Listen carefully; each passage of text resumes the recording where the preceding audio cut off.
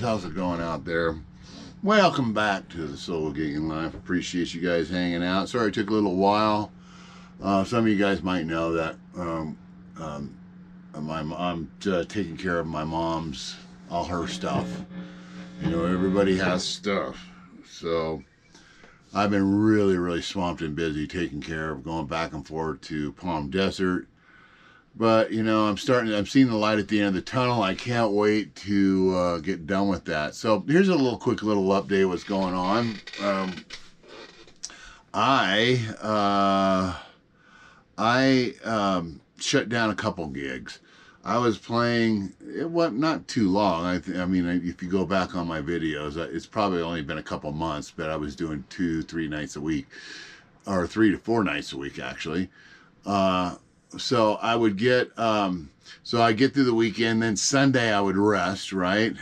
Stay with the little lady and just rest and relax and do my own thing. And then I go, okay, I've got this new song, this new original I want to work on.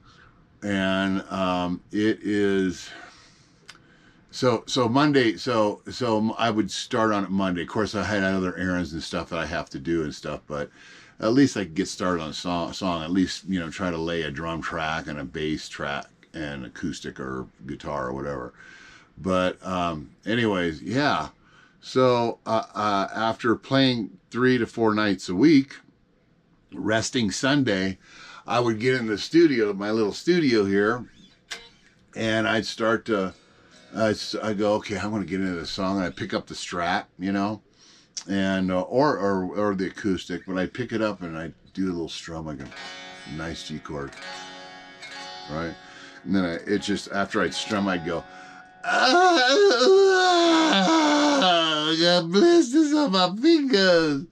Damn, man, my calloused fingers, you know, you'd think they'd take a licking after a while, so many years of this, but it hurt like hell. I couldn't get anything done, so I'd have to rest another day, and then my fingers would kind of heal a little bit, you know, the tips, and heal up a little bit, and then try to get started on a song. But by the time I got started on the song, I'd have a gig to do on Wednesday or Thursday, and then you know, so I can't get anything done.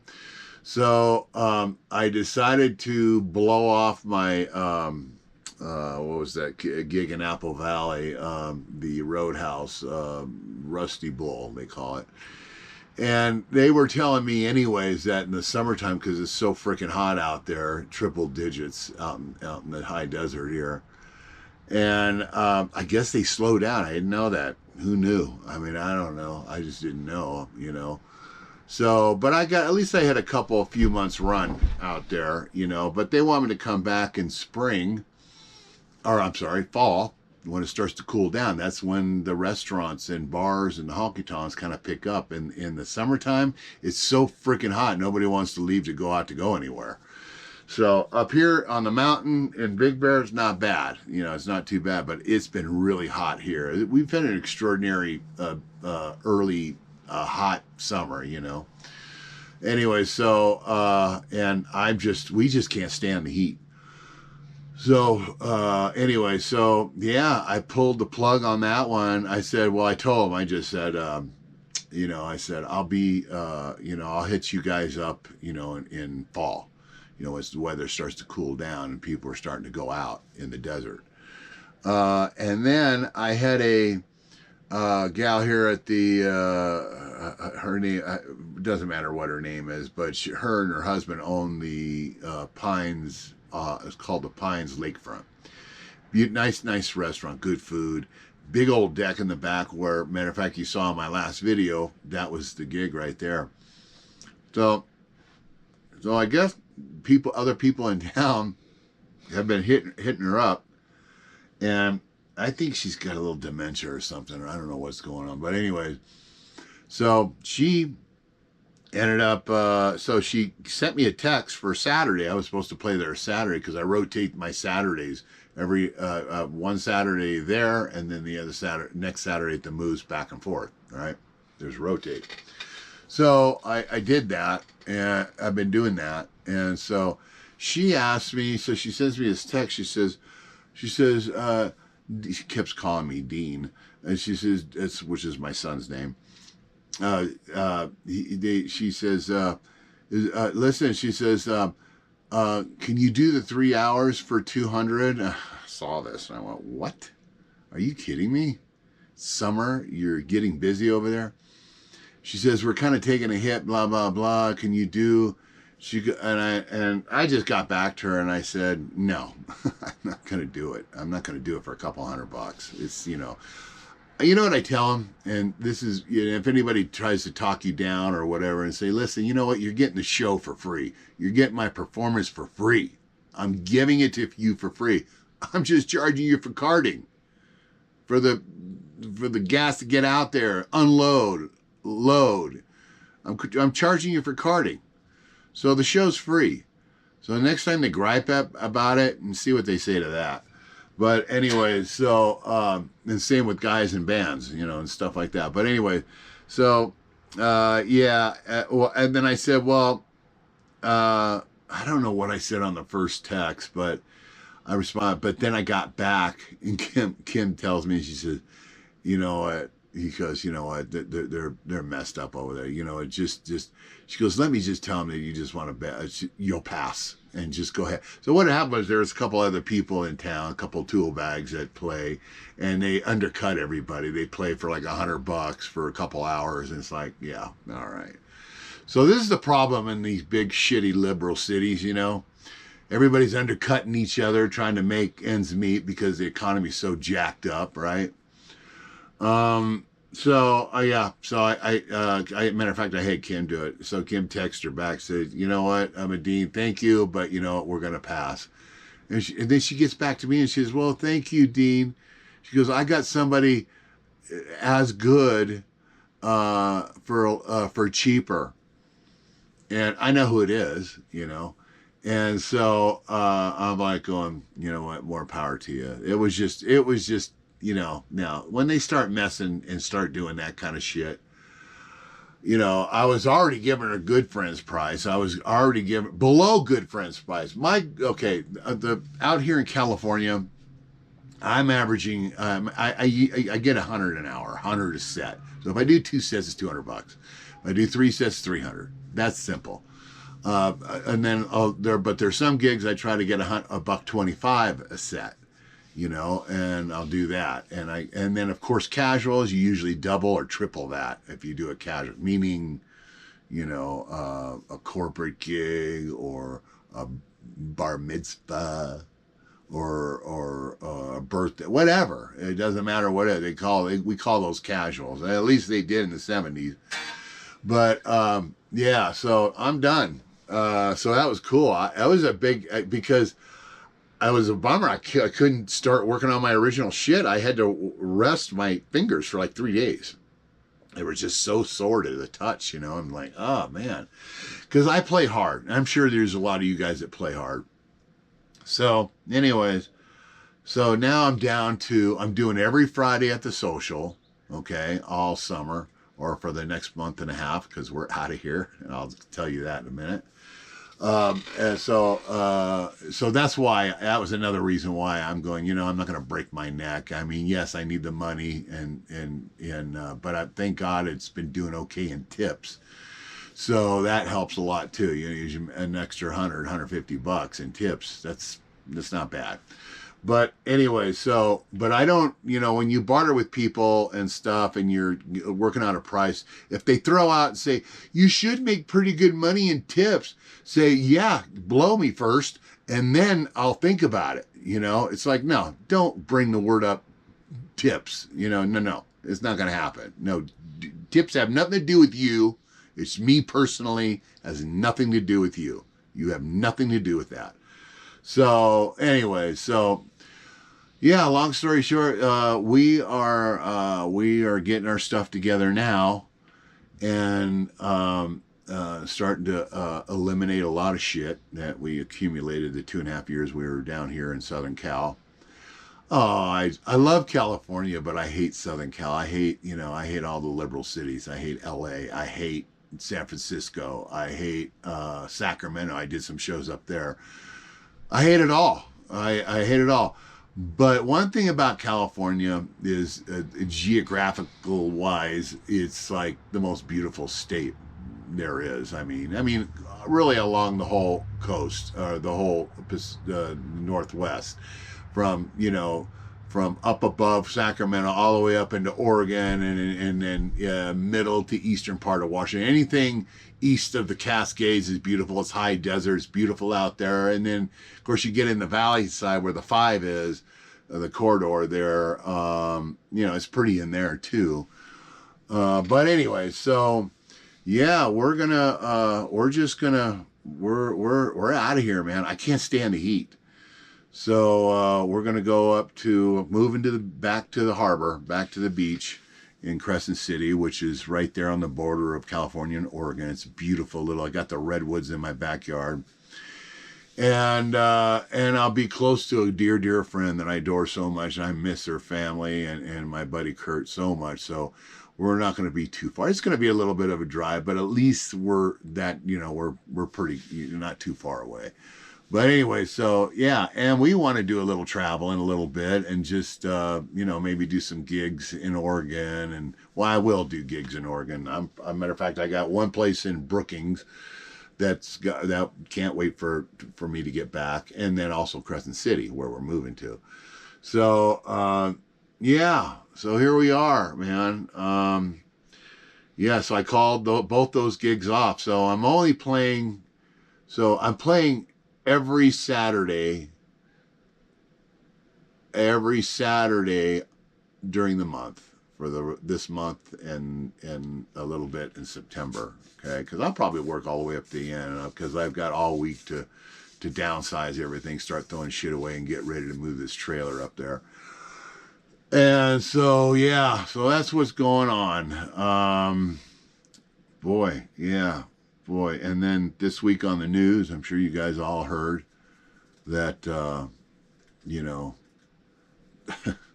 it's just heavy right now. I don't want to get too political on you guys, but it's a sad time right now. But the good news, my boy Trump's sliding into office. He's in. After what happened, that attempted assassination. It's just nuts. So, but anyway, so we're going to head up there. We're talking about probably the second week. She's going to give 2 weeks notice in the beginning of September. So at her job, she's bartending. She makes pretty darn good money up there. And she'll find a little gig up there. And so we're going to get, we got to get things get things going up there and get ourselves established and get, and all that good stuff. But yeah, so that's what's going on in my life. And I did pick up a little lamp. I shouldn't have, because it's just more shit we got to drag up there, up to Northern Cal. But I got this Egnator. This thing is a hoot. I mean, it's a tube amp, 100% tube, 20 watt, and I can't believe the stuff this thing is that, and 20 watt, and it's freaking loud. I mean, it is so loud. It's probably just as loud as my Marshall, and my Marshall's a 50 watt head. And but it's got great clean sound, really, really nice. Let's take the gain down. Let's see.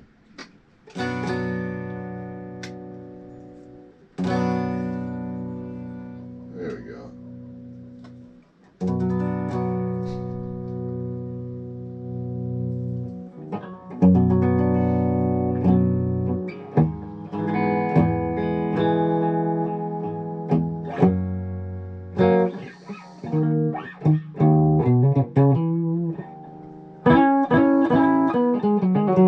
So I'm running the speakers. I got this Fender amp down here. This what's it called? Champ 100. It's 100 watt solid state.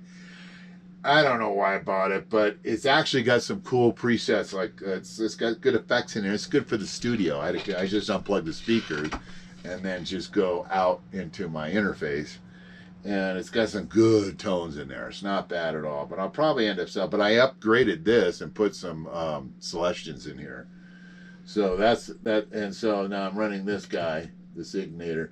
But I love this amp. So what I'm going to do, I don't know if you guys remember, but I bought that Stage Right from China. It was like the cheapest. I think I got it for $225 or $250. And it's a 15 watt. Thing screams. It's so freaking loud. And it's all tube, but I took it out to play with these guys and jam with these guys, for a little bit, where I was trying to get a blues band, kind of a bluesy kind of thing together, bluesy country blues, and so it just stopped working,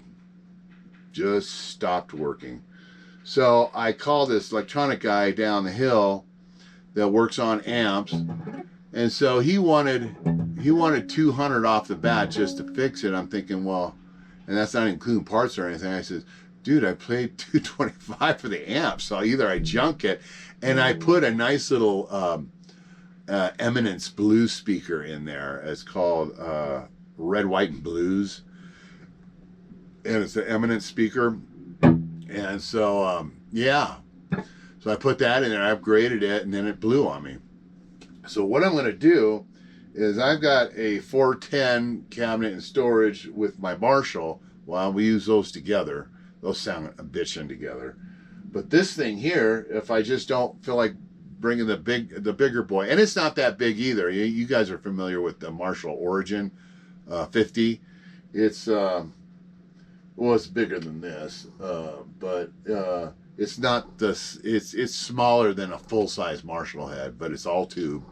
Great little amp. It's actually a plexi. It's got the plexi sound, so it doesn't have a lot of distortion.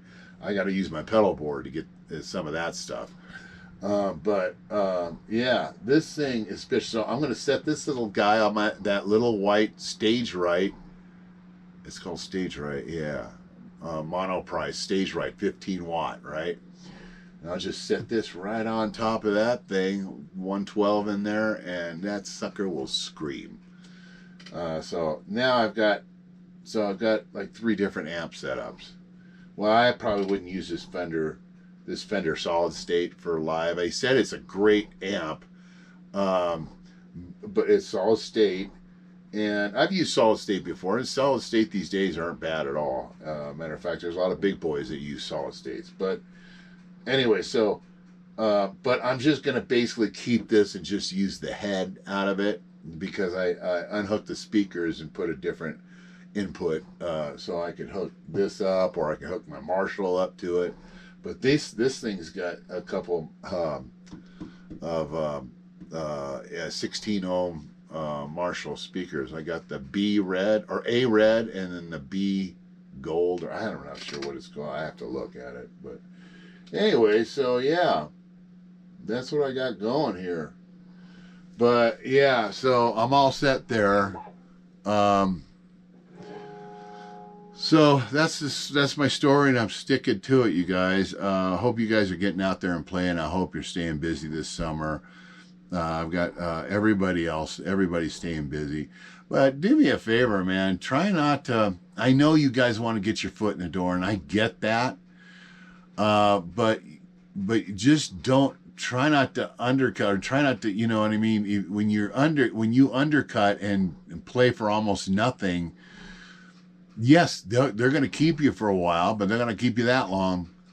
They're just going to want to, just kick it up a notch, or what. I'm not saying, what I'm trying to say is, it's just don't undercut, because you're at least, find out what's in your area, what the going rate is per set, or every two hours or 3 hours, whatever you do. Thank God I haven't had to do 4 hours, but I do 3 hours once in a while. But yeah. But anyway, so yeah, yeah. So that's what I'm doing, man. That's what I'm doing. Oh, I haven't even had. I have a. I want to refret this here, even though the frets are perfectly fine. But I think I'll probably wait till these wear a little bit. But I like the jumbo frets. I just like the jumbos. The jumbos are, it seems to be faster on the neck. And then, because usually these Fenders come with, Strats come with, I think medium jumbo. I don't know what the specs are on the frets, but so I'm gonna refret this one. But I have a 74 that I already refretted. But I had a couple high frets on it, and I can fix that easily. Either replace them or just file them down. They're up high on the neck, so I don't play. But anyway, so we'll see. But I just want to do a refret just for practice. Just to know I could do it, or maybe I'll do it on this thing. This thing's bitching, but nothing's buzzing on it or anything. But I just want to do a free fret job on that one with jumbo frets, because I think I've got medium jumbo on the 74 Strat. This is a 09 Fender Strat, American neck, but the body is made in Mexico. So, and these are 1969 Fender wrapped hand wound pickups. So yeah, and I didn't upgrade the pods. These are probably the little pods. I can't remember. I haven't had this pick guard off in a while, but I think I want to get those 5K pods, the big pods, or whatever. The switch I upgraded. It's a heavy duty Fender switch. But in Mexico, but really they're just as good. It's so funny, because actually even like 3 years ago, Fender's quality control went downhill. I think just before COVID, and then it got worse after COVID. So be careful on the guitars that you guys buy out there, if you buy American or whatever. But it seems like the Mexican-made Strats, the quality control is a little bit better. And there is some videos out there showing you guys the difference. It's pretty amazing. So yeah, be careful before you start spending. I don't know what the minimum American Strat is. Probably around $1,200 or something. Yeah, I got this thing for pretty cheap. It had a rosewood neck, But yeah, this thing is just this is my kind of, I guess you could call it a parts guitar. It's a parts Strat. So just kind of make it alive. But I am just in favor of maple necks. I love maple neck. Okay, so that's about it, guys. But yeah, I got this little amp and having fun with it. So I'll put this up that little stage, use the speaker and that little stage right, and I'm all set to go. And then I'll go over my gear, all the gear that I have. I know it's not the solo stuff, but it's I will probably be putting. I am gonna, once we get settled and all that stuff. I'm gonna definitely. I've already got a drummer, I think, lined up there, but definitely put just a little trio, and put a country or country blues, more on the blues country blues. Really, that's what blues is. Really, kind of country. But yeah, so I can't wait to get up there and get the hell out of Southern Cal.